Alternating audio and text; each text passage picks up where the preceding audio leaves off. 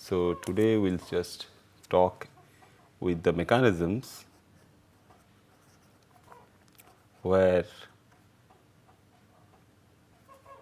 we can see that how a particular complex formation reaction is taking place with the formation of at least one metal ligand bond. So, the second part of these reaction mechanisms will be considering on the equilibrium formation of the complexes. So, when we add metal ion and the ligand to each other, we find that the corresponding metal ligand bond is formed, and depending upon its corresponding coordination number requirement of the metal ion, if the metal ion present is in some oxidation state, say +2 or +3, and if it binds to say 6 ligand groups, and these ligand groups will occupy the metal ion at 6 different positions in a 3-dimensional array, and if these 6 positions are occupying a particular octahedral geometry, we get a corresponding octahedral complex. And depending upon these, that means if we can have, so this in the first step, if one M is reacting with one L, we are getting Ml species forming, but what actually happening, it is basically nothing but some sort of ligand substitution reactions, because we all know now that whenever a metal salt is available in the solid state, and if we dissolve this metal salt in aqueous medium, that means water is given over there. So, we get the corresponding hexaco complex immediately. So, this reaction is very fast, and sometimes it is very difficult to monitor this very fast reaction, but when we get some different metal complex apart from this hexaco compound, which is always present in solution of water, we use these ligands. So, this L is given. So, one after another, that means all 6 water molecules will be replaced by these L groups. So, they are all replaced, and basically what we get there is the corresponding ligand. That means one particular ligand was water molecule, and that water molecule will be replaced by the new ligand L. It can be ammonia, it can be ethylene diamine, or it can be any other sulfur bearing or any other type of ligand. So, we get a ligand substitution reaction.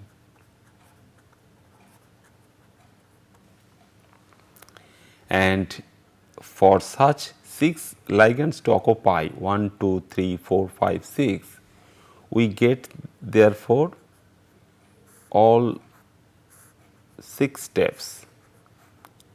So, all 6 steps we can have, and ultimately we can have a corresponding Ml6 species.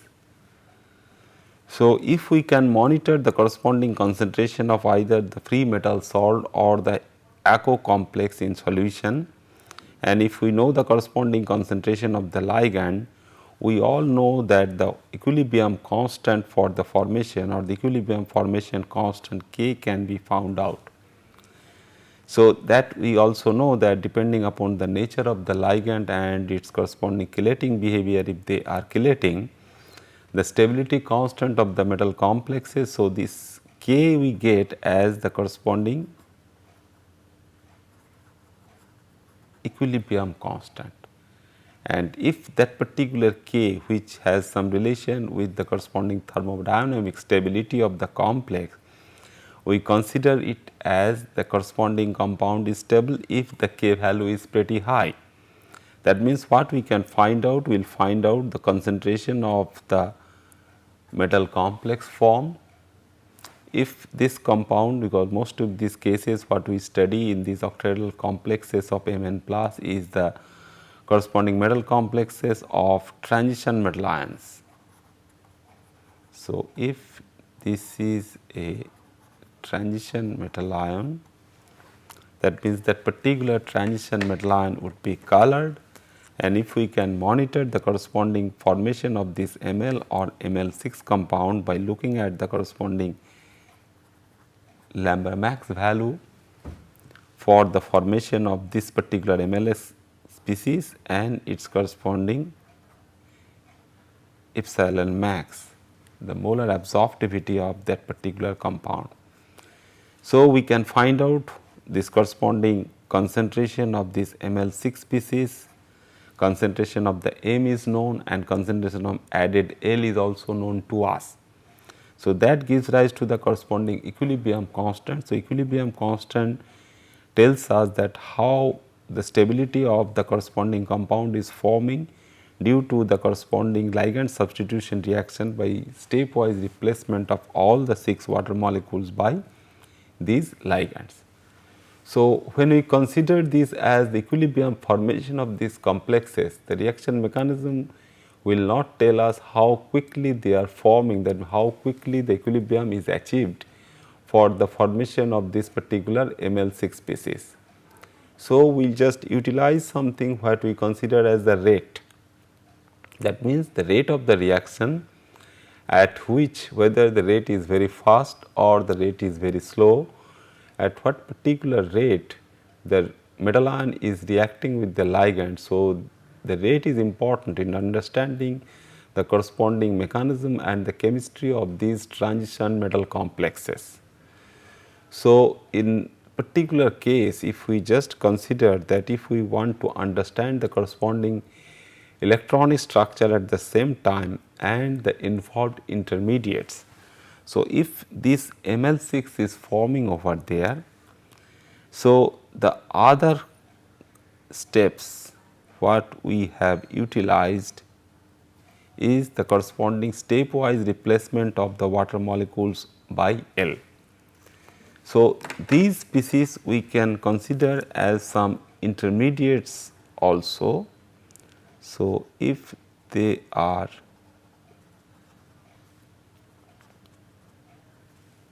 our intermediates, then how the intermediate is achieved, and through that intermediate how the ultimate product or the final product is formed, that we can find out. So, the explanation for any reaction, if we consider the corresponding reaction coordinate, that means the free energy change for the reaction, which will also tell us about the corresponding free energy change, because this K value, the equilibrium constant value, is dependent on the corresponding free energy change for the reaction. So, if we have the free energy change for that particular reaction,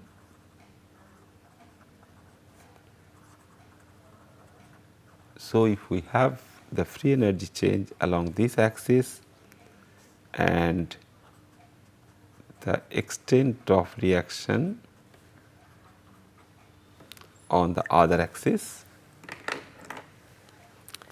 and if we just consider that the reaction is approaching through this path where MH2 or Mx is there, that means Mx is reacting with Y, Y is nothing but our L, X is nothing but our water molecule. Then at this particular point we have a stabilized part, and if this particular stabilized part is can be detected, so we have the corresponding stability of that intermediate. So, intermediate has some sufficient stability what we can measure, and in this particular case whether Mx plus Y or My directly can form over there, that tells us how quickly this intermediate is formed, and then we have My plus X ultimate product, that means ML6 is forming. So, this particular case, that means the amount of activation what we get from there is nothing but the free energy of activation, which is different, not from the free energy change, but how we get this free energy of activation, that is basically the activation barrier. So, for this particular reaction, whether it is the replacement of the water molecule by L or replacement of X by Y, we see that it crosses one small hump and it approaches to some intermediate. That means, when this intermediate is formed, it has sufficient stability and it can be detected at this particular point. So, if some suitable technique is available, we can detect the presence of MXY through some kinetic experiment. Then this MXY further crosses another hump where this particular energy of activation is required to proceed the reaction from the left to right, which is the corresponding energy barrier for the reaction to go from left to right to produce My plus X. So, this is a different form where we do not have any intermediate step, but if intermediate is there and intermediate can be detected, we have the corresponding reaction coordinate for the determination of the formation of My. So, we can have the concentration of the intermediate. So, how we get that? So, we have the corresponding concentration of MXY. So, we can have a corresponding steady state approximation, we call it as a steady state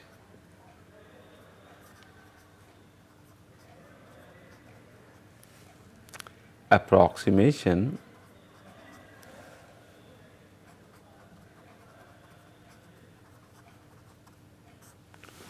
where we consider about the corresponding concentration of the intermediate, in which case we will find that the concentration of the intermediate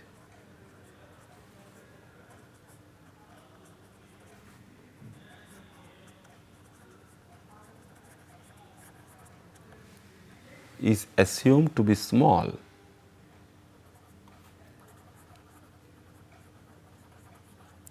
So, that is the corresponding approximation for the steady state, which is reached for the conversion to the product, is assumed to be small and essentially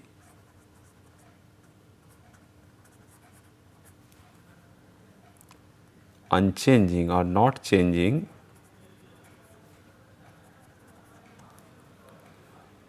during much of the reaction or during the course of this particular reaction. So, these are the things, and we can have certain kinetic experiments to get this kinetic data.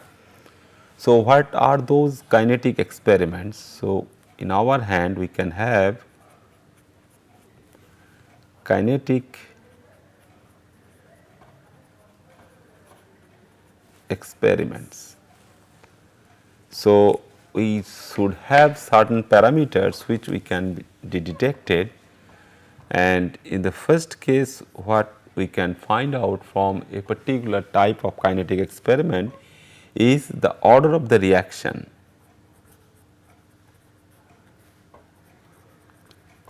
So, in that case we have the concentration of the metal ion, the concentration of the ligand and the concentration of the metal complex form, and if we have the corresponding reactant concentration. So, how we find out the order is basically depending on the power of the reactant concentration.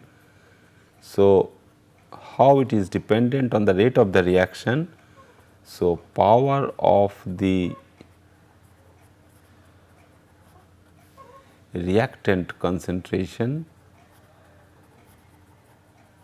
if it is the ligand substitution reaction on the ACO complex, it is the concentration of the ACO complex in the differential equation, power of the reactant concentration in the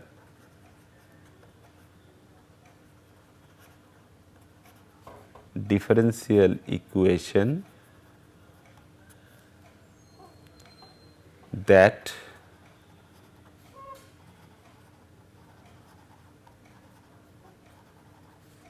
describe the reaction. So, if we have some power dependence on the reaction, then how this power is related to the corresponding reactant concentration, and that will tell us the order of the reaction. Then once we know the order of the reaction, then we can find out the rate of the reaction or the rate constant we can determine.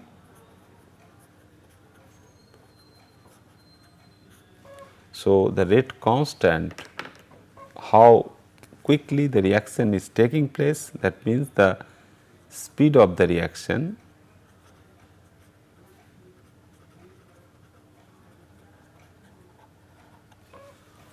So, the speed of the reaction we can determine, and then how we find out the corresponding hump, that means the barrier of the reaction what we want to cross is therefore the free energy of activation. So, we have the free energy of activation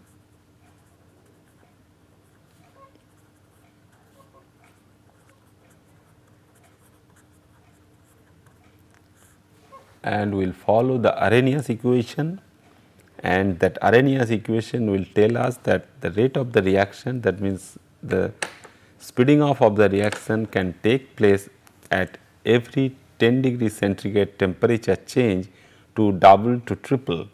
So, the rate we can increase in that order in most of these reactions. So, how we can find out the free energy of activation? We can find out by measuring or studying the reaction at different temperatures. So, study the reactions at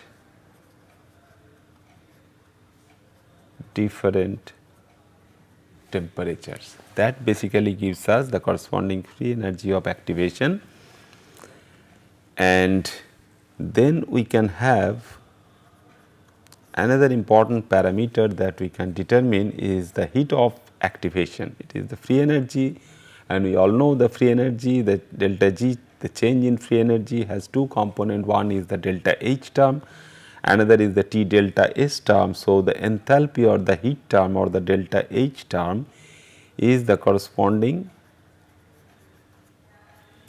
thing what we can find out. So, enthalpy or heat of activation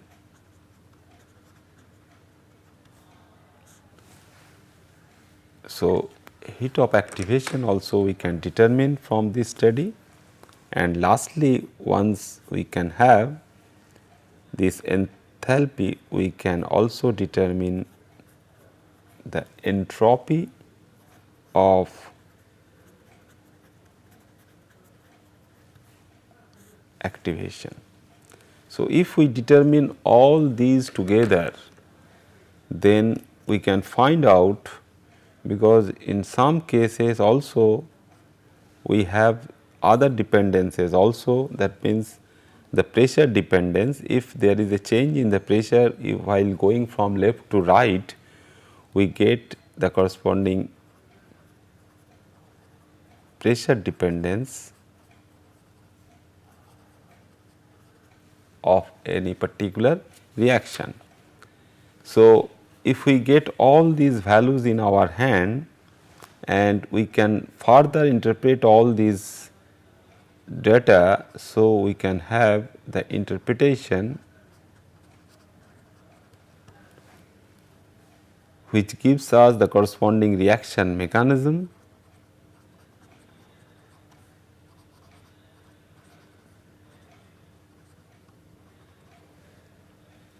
and along with the corresponding energy surface of the reaction.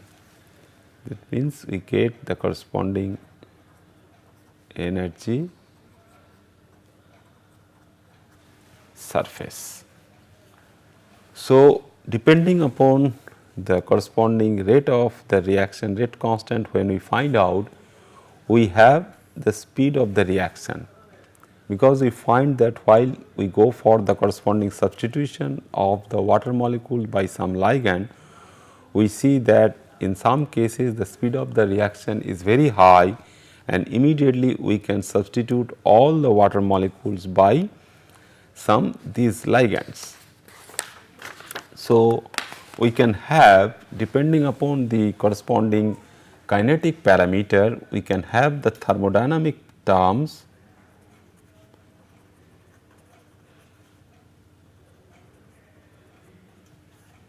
So, the thermodynamic quantity for the reaction and the kinetic quantity for the reaction is of two types. So, in terms of the corresponding K values, once we face the corresponding formation constant, if the formation constant is pretty high, the magnitude of the formation constant is pretty high, we can say that the corresponding stability of the complex is also very high. So, we talk about the corresponding stability of the complex. So, one can be very stable, very much stable, or have a high stability, and one can have the low stability for the corresponding thermodynamic parameter depending upon the K value. Similarly, for the corresponding substitution reactions, how quickly the corresponding species is reacting with some other ligand, we can have two types of these complexes. One can be inert complex and another can be labile complex. So, we can have these two terms for the thermodynamic stability and instability, and the kinetic term we can have the inert form and the labile form of these complexes. So, we find that when we talk a particular compound as the inert complex, which is a particular metal ligand assembly or species that are unstable but survive for minutes or more, if in solution a transient species is formed and has some survival time of a minute or more, we can consider that particular compound is inert. But when this particular compound is react more rapidly than inert complexes, we call them as a very labile complex. So, some of these water molecules which are surrounding the metal centers or the corresponding aqueous complexes. So, from the periodic table, depending upon the different metal ions, we can have the corresponding rapid exchange of these water molecules, because these water molecules can go from the bulk, that means from the reaction medium, from the surroundings, and then it can go and bind to the metal ion. So, depending upon the charge of the metal ion and its size, the corresponding size of these metal ions, the rate of this substitution reaction can also take place, and most of these aqueous complexes are labile in nature if they are from alkali and alkaline earth metal ions, but for some transition metal ions we will find them as their very inert complexes. So, we have two types of these complexes, and while checking this reactivity of these complexes, we will find that there are the reaction types. So, while talking about these inert and labile complexes, but before proceeding to that, we will find that what are the different reaction types we can consider. And while we will talking about the substitution reaction, that means one ligand is getting substituted by the other. Then the dissociation reaction means the ligand is getting dissociated from the metal environment. Then the addition reaction, that means if this is the corresponding opposite reaction of the dissociation, that means we can adapt one particular ligand to the corresponding species. If it is Ml6 type, after dissociation we get Ml5 compound, and then after addition we again get back the corresponding Ml6 or Ml5Y type of compound. Then there are something which we consider as the redox reactions, that means when the metal center has surrounding ligands, that means Ml6 species is there, but it can transfer one electron to some other species or it can accept the one electron to it. That means the redox reactions can take place. So, if we have Ml6 which is 2 plus, so apart from this ligand substitution, ligand dissociation or addition reaction, but also if it goes for one electron elimination or one electron loss, then there will be something, that means some other species should be available which can take up this electron. So, some other species which will be available in the reaction medium, or it can be simply the electrode for any electrochemical system like cyclic voltammetric system or the coulometric system, giving rise to Ml6 3 plus, and this electron transfer can take place between these two species which is Ml6. So, both of them are Ml6, but only change in the corresponding oxidation state of the central metal ion. So, we get the redox reactions, and for that redox reactions we can have all these values whatever we are seeing for the corresponding substitution or the addition or the elimination reaction for the metal complex, and then we will find some of these reactions where the coordinated ligand which is bound to the metal center is undergoing some sort of reaction, that is some organic transformations or some redox reactions or any other type of reactions or some addition reactions on some coordinated ligand which is being facilitated due to the corresponding reactions with that of the metal center. So, we find out that the equilibrium constants for substitution reactions. So, the thermodynamic parameter what we are talking about is the corresponding determination of the equilibrium constants if we consider that the reaction is taking place for the corresponding substitution reactions.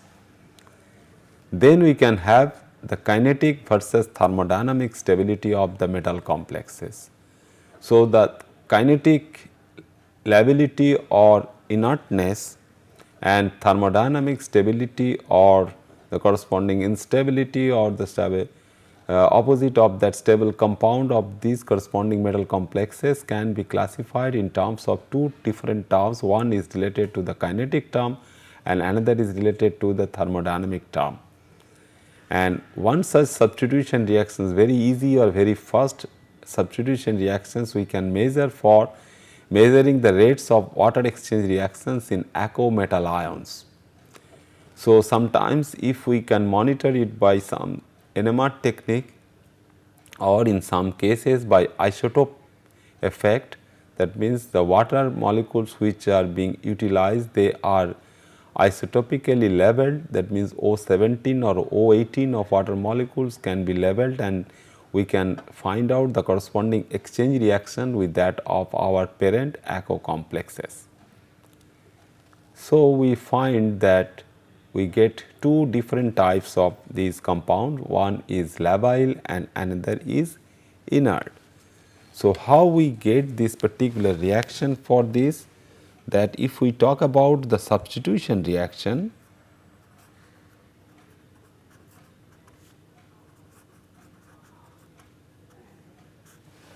and that substitution reaction what we find for particular copper compound which is hexaaco. So, we have in our hand the cupric copper, copper in +2 oxidation state, which is blue in color, and when we add ammonia, the incoming ligand for the substitution of these water molecules, we find that immediately 4 ammonia molecules can react quickly with this copper center, giving 4 NH3 whole 4 H2O whole 2 plus with the removal of 4 water molecules which were already bound to the metal center. So, this blue color is getting intensified and which is much more intense blue. So, if there is a change in the corresponding lambda values, a slight change in lambda values with a change in the corresponding epsilon value, that means the intensity is changing, the molar absorptivity is changing, that means the epsilon max is changing. So, by looking at the corresponding lambda max for this compound and epsilon max for this compound, we can monitor the corresponding formation of this particular reaction very quickly. So, with time, if we can monitor the corresponding growth of this particular lambda max value for this tetraamine diaco compound of copper, we can find out the corresponding rate of the reaction. So, this particular reaction is a very first reaction. So, immediately this reaction can take place with some time which is some milliseconds only. Similarly, if another color changing characteristic reaction which immediately shows us the corresponding ligand substitution reaction for these water molecules occupying the octahedral positions around the iron in the ferric state is that, and it has a pale violet color. So, very pale, which is very light color, very pale violet in color, which when reacts with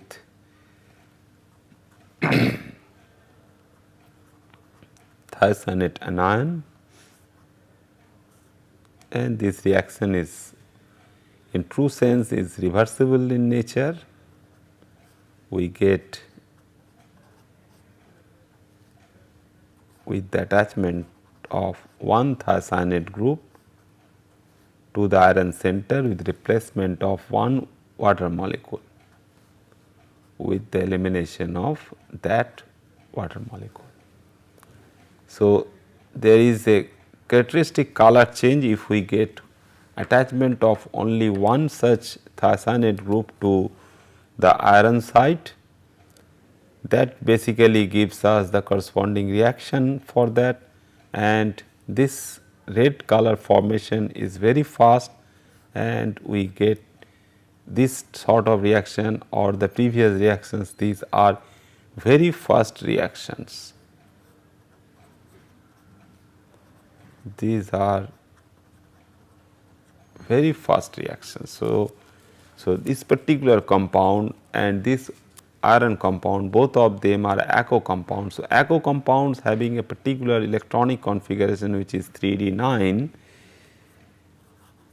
this is 3D9 and this is 3D5. So, these two electronic configurations can tell us they have very first reactions for ligand substitution reactions, therefore, they are kinetically labile complexes. So, the complexes which we are talking here, they are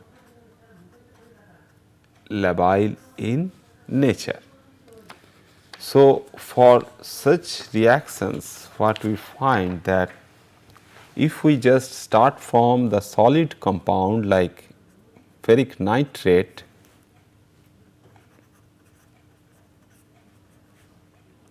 having 9 water of crystallizations, that ferric nitrate when we make an aqueous solution it gives us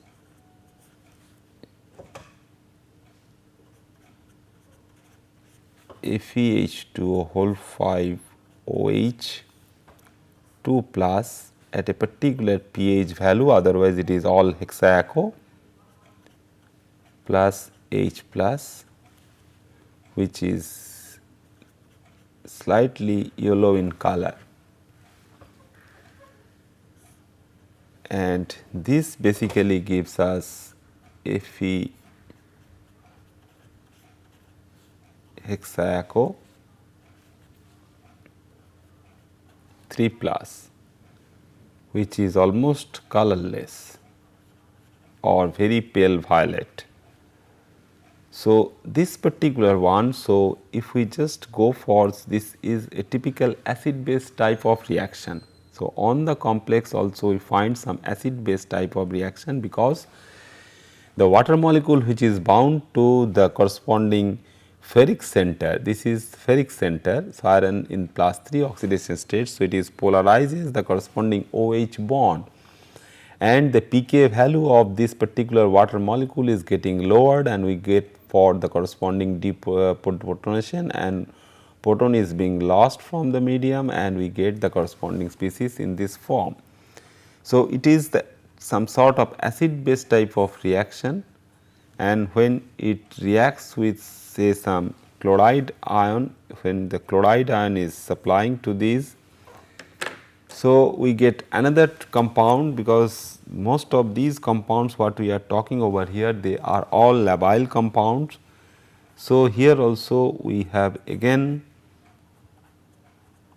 H2O pentaaco, and one water molecule will be replaced by the incoming Cl minus. So, this is basically a substitution reaction using Cl minus with the elimination of one water molecule, which is again going back to the same color, which is yellow. Then if we can add some other anion which is highly charged, the phosphate anion. So, when phosphate anion is added, we get FeH2O whole 5 PO4 in electroneutral form of the ferric ion, and which is again colorless, plus removal of this chloride ion.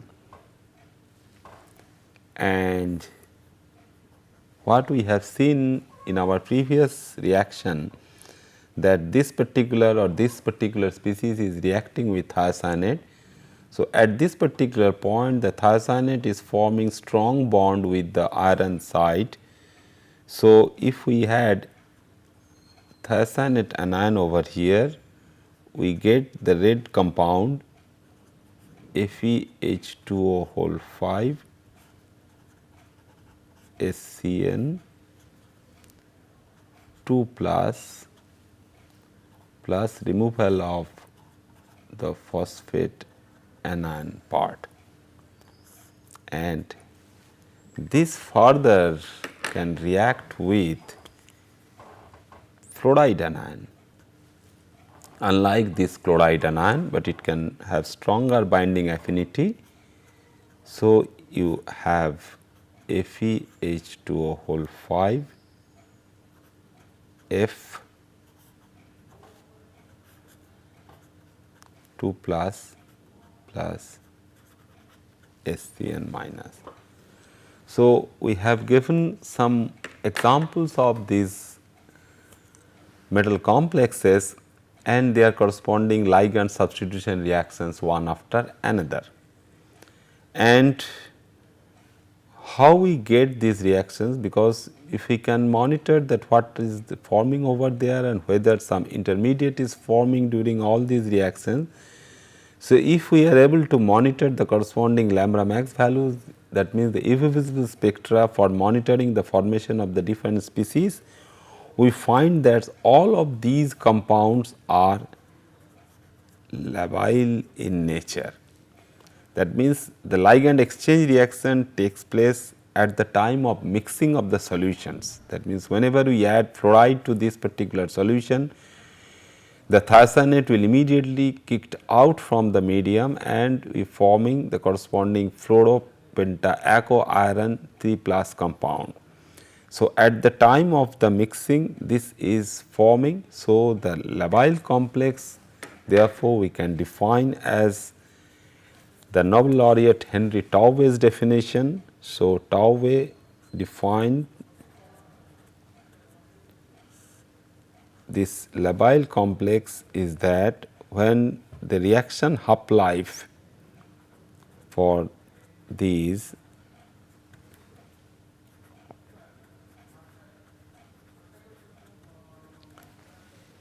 of 1 minute or less. Reaction half life is nothing but is the time of disappearance of half of the initial compound. So, time required to disappear half of the initial compound, half of the initial compound. So, when the reaction half life is 1 minute or less, we get the corresponding compound as the corresponding labile complex. So, we just can have the corresponding definition for this labile will be in our hand. So, not only this ferric ion, but several other compounds in class 2 oxidation state also. The transition metal ions are moderately labile, particularly the D10 when we do not have any ligand field stabilization energy for mercuric ion or zinc 2 plus ion. So, if we have water molecules surrounding this mercuric ion or zinc 2 ion, they exchange very rapidly with the bulk water molecules or some other ligand groups also. So, they are the good examples of labile complexes. But the corresponding compounds of other groups, that means the strong field D3 and D6 octahedral complexes which are having large crystal field stabilization or the ligand field stabilization energies of minus 12 DQO in octahedral geometry or minus 24 DQO in typical octahedral geometry, they provide something where the compound is not reacting very fast. They are called inert or robust compound because they will react more slowly. So, if we are able to make any cobalt compound in class 3, that means we have prepared hexaamine cobalt 3 compound, and definitely it can react with the acid to give you the corresponding hexaaco compound of cobalt in the trivalent state. So, the thermodynamic stability of this compound is there, but its reactivity pattern is different and it will not react easily with the proton available in the medium. That is why it can be easily crystallized for some time. That means, if the solution stability of the compound is there, then only we can crystallize in the solid state, otherwise that compound will decompose in our time.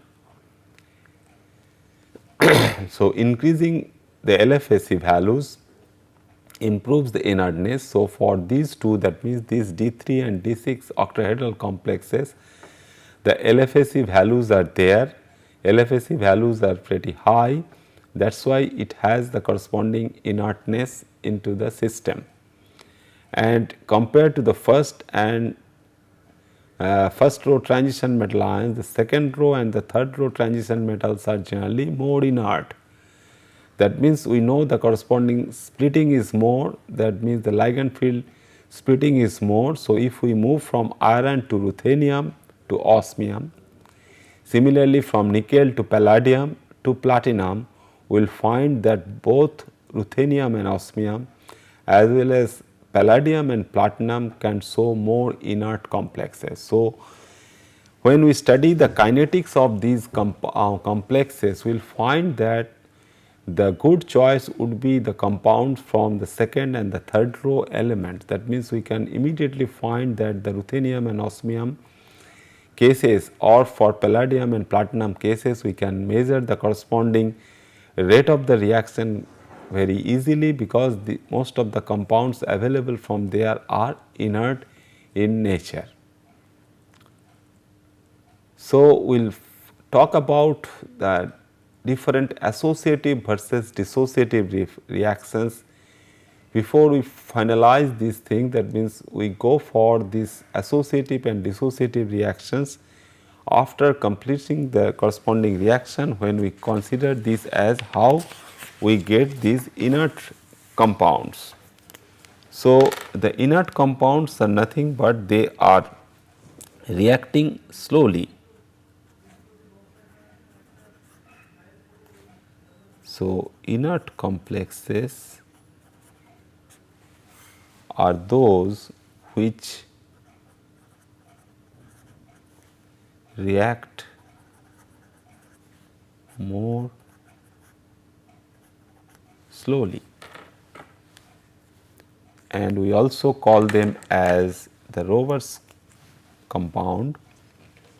So, we have, apart from the corresponding stability in terms of the corresponding thermodynamic term, so the D8 configuration, the 3D8 configuration in square planar geometry, such as tetracyanonickelate, potassium tetracyanonickelate or ammonium tetracyanonickelate is there. And if we consider that we just like water exchange reaction, if we can also monitor the exchange of these attached cyanide groups with the labeled cyanide, where carbon is radio labeled with 14 carbon 14. So, with this, what we will find that this substitution for this radio labeled cyanide can take place, but more slowly, with the elimination of 4 normal cyanide, and in this particular case the half life as per Henry Taube's definition is less than 1 minute. So, this particular reaction is also very fast. So, we have the exchange. So, this exchange, what is taking place, the cyanide exchange is quite rapid. It exchanges rapidly. So, at temperature of 25 degrees centigrade, utilizing the metal ion and the ligand concentration at 0.1 molar, we find that the corresponding T half value is less than 1 minute, and it is basically giving the reaction, it exchanges quite rapidly, and therefore, we consider this as a labile complex. So, we find that this particular one is for something where this Ni2 plus is giving us a square planar complex, and this is basically a stable complex. So, from the thermodynamic point of view, we get a stable compound, which is a very stable one, we all know. But when we talk about the corresponding exchange reaction with say radio labeled cyanide, we find that it exchanges quite rapidly, and from kinetic point of view it is a labile complex. Similarly, when we find that in case of another cyanide complex, which is hexacyanochromium,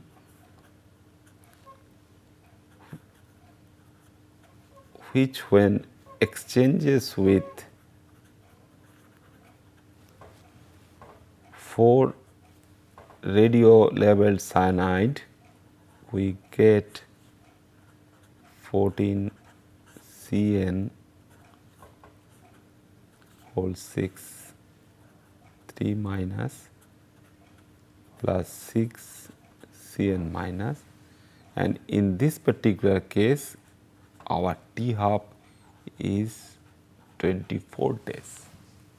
So, this T half basically tells us that this particular compound which is getting exchanged with this 14 Cn minus is now inert, and that we have seen also that for a particular type of electronic configuration which is 3d3, here it is 3d8.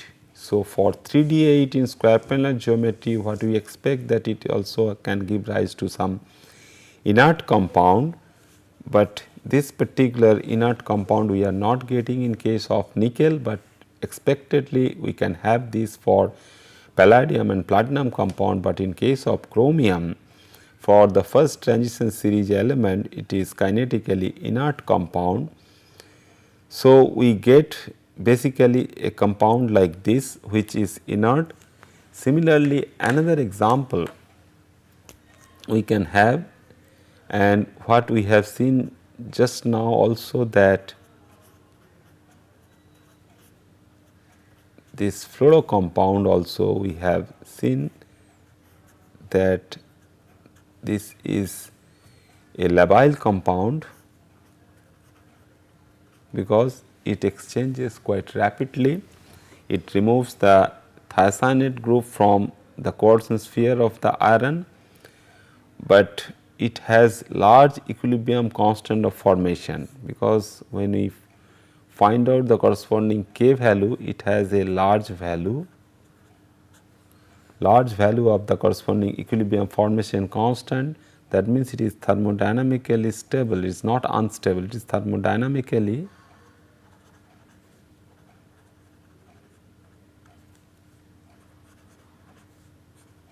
a stable compound, but it is kinetically labile. So, what we just told you also, that when we have the corresponding species, that means hexaamine cobalt 3 plus, which when reacting with acid which is protonated one H3O plus. So, this proton will go and bind with these ammonia molecules, and this particular one when react with ammonia molecule, so is unstable in acid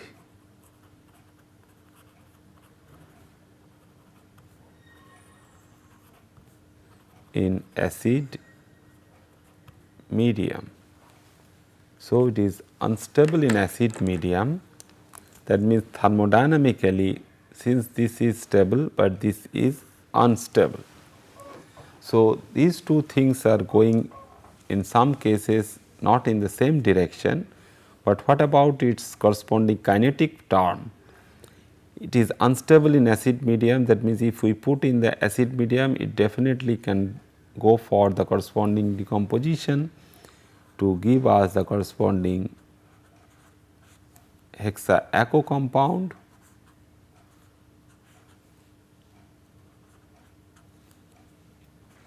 with 6 ammonium ion and delta G0 is negative, that means it is spontaneous also.